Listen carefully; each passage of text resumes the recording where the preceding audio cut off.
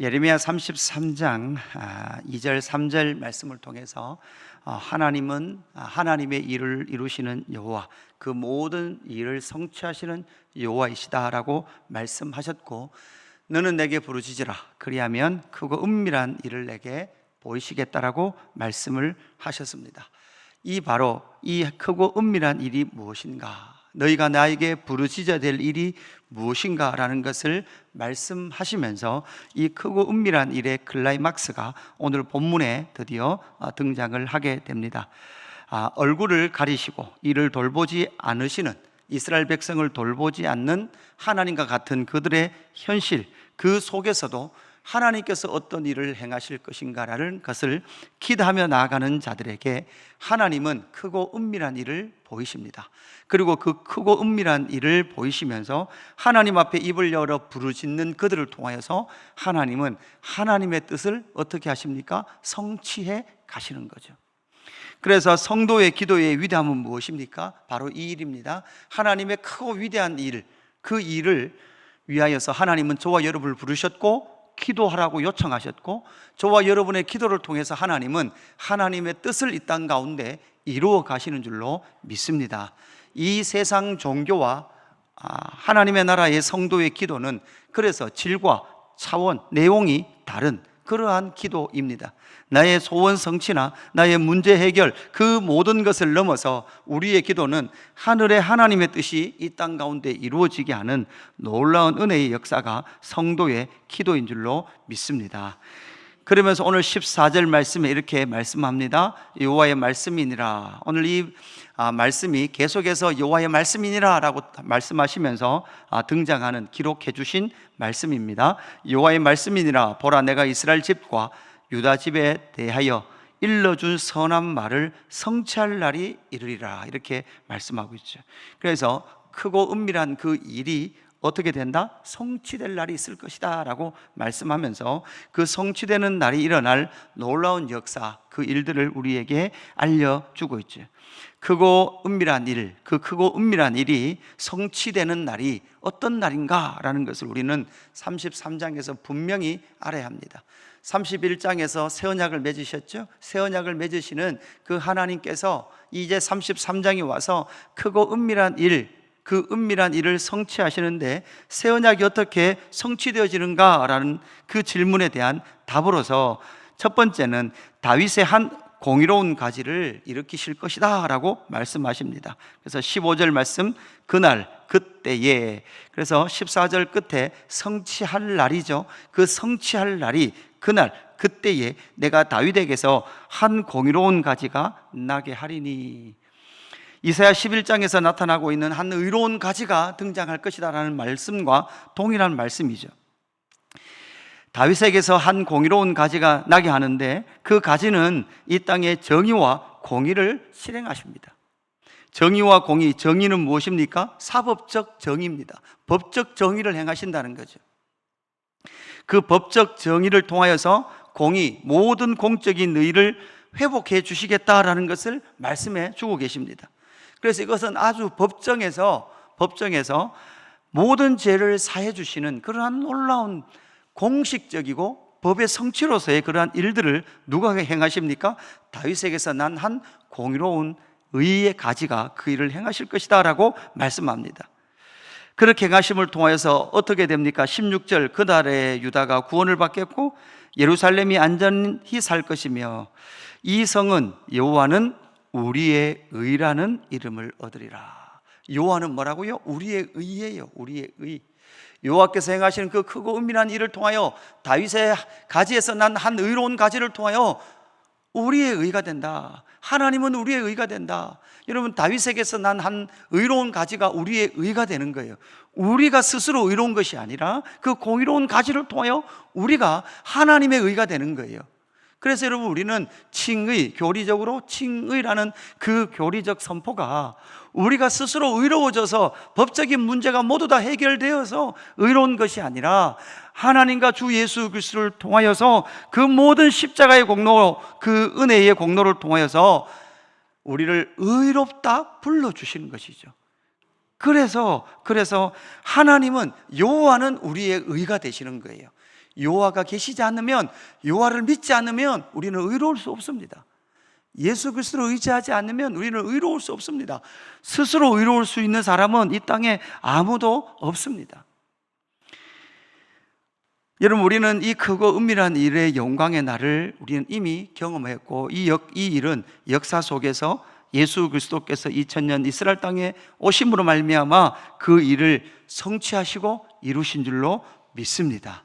그래서 우리는 이 예수 그리스도를 믿음을 통해서 여호와는 우리의 의다라고 선포하고 믿을 수 있는 사람, 그 사람들이 바로 저와 여러분인 줄로 믿습니다.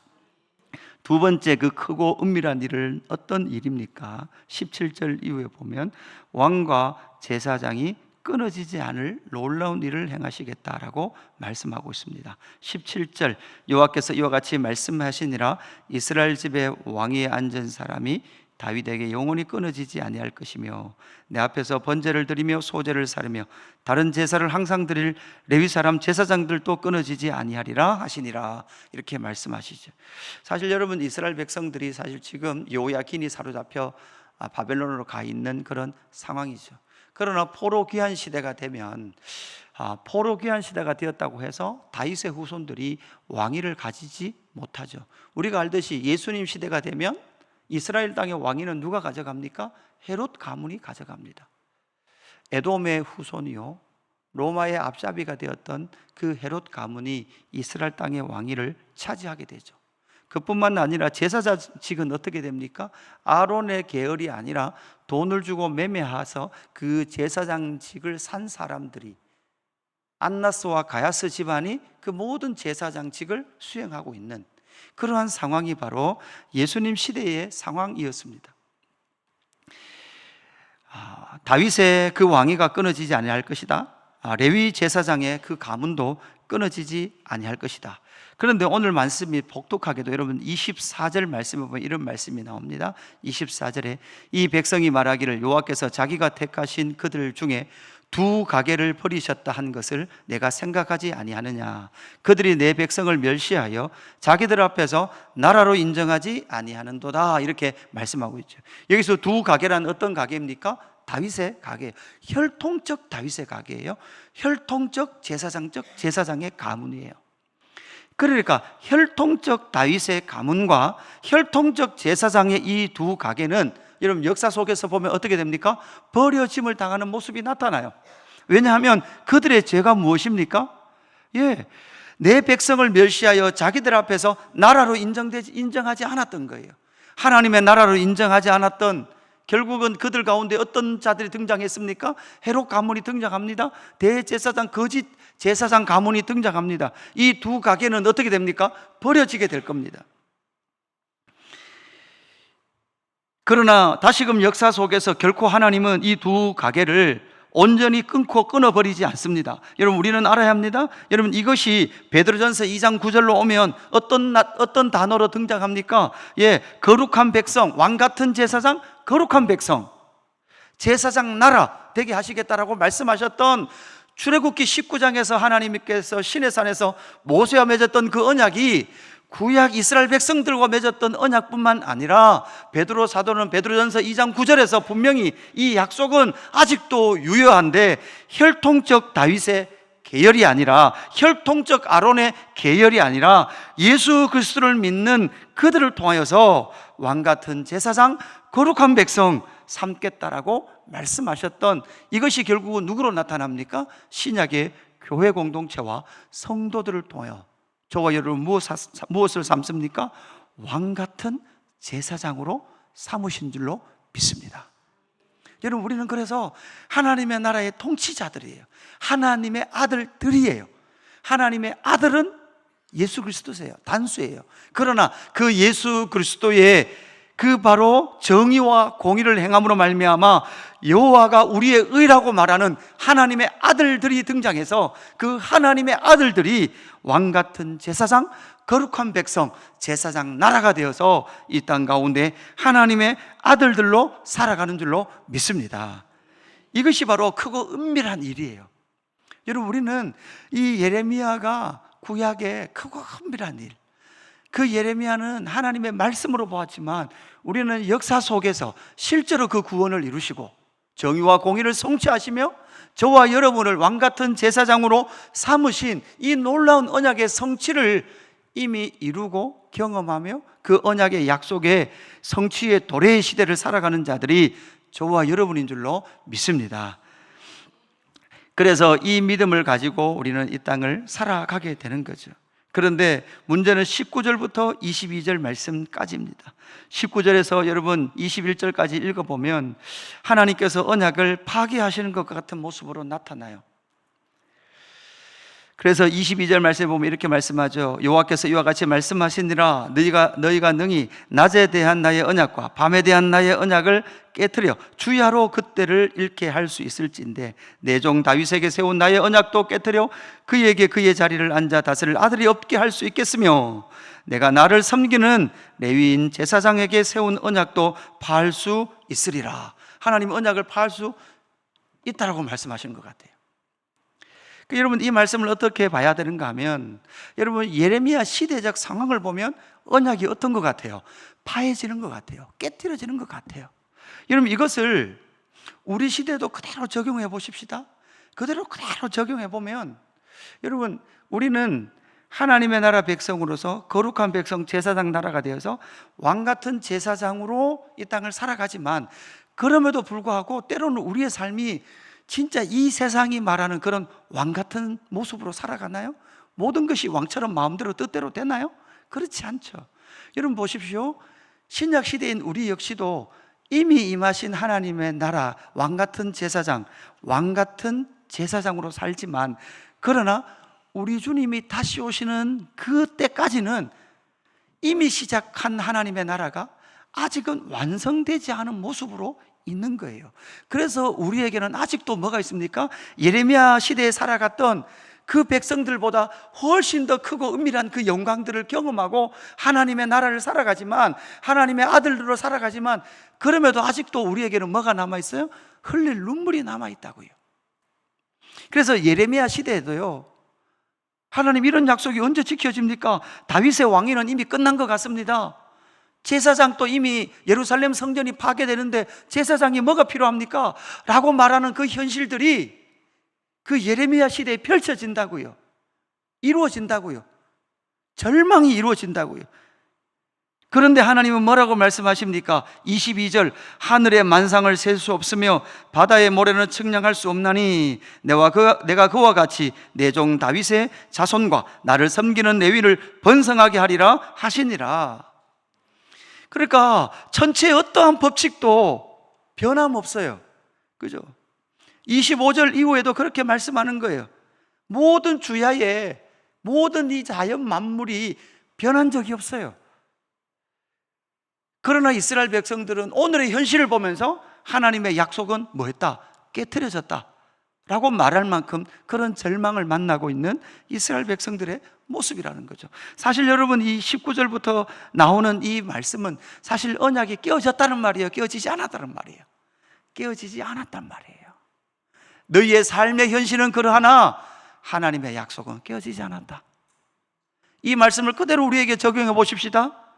목사님 무슨 왕같은 제사장입니까?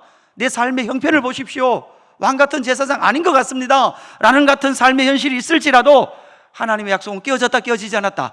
깨어지지 않았다. 우리에겐 이미 하나님의 나라, 그 하나님의 나라가 너희 가운데 이미 왔고 그 하나님의 나라는 시작했으며 하나님의 나라는 완성을 향해 나간다.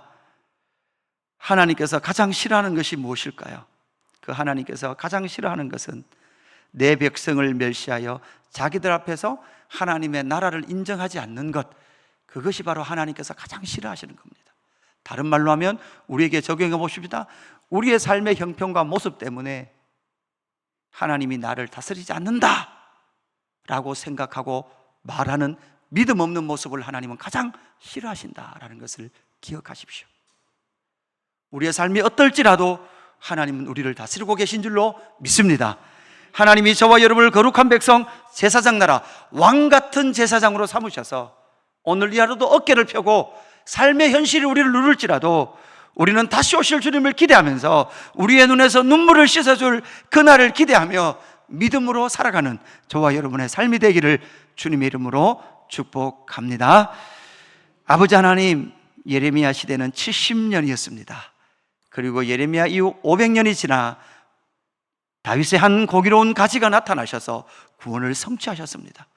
그리고 구원을 완성하신 주님께서 승천하시며 다시 오시겠다고 약속하신 그 시간이 2000년을 지나고 있습니다. 하나님, 그 2000년이란 이 긴 시간 속에 하나님께서 정말 보고 싶은 하나님의 백성들, 하나님의 아들들은 어떤 자들입니까? 왕같은 제사장으로 우리의 삶의 현실이 비록 눈물일지라도 그 믿음을 가지고 하나님의 나라를 살아갈 하나님의 아들들을 기대하고 계신 줄로 믿습니다.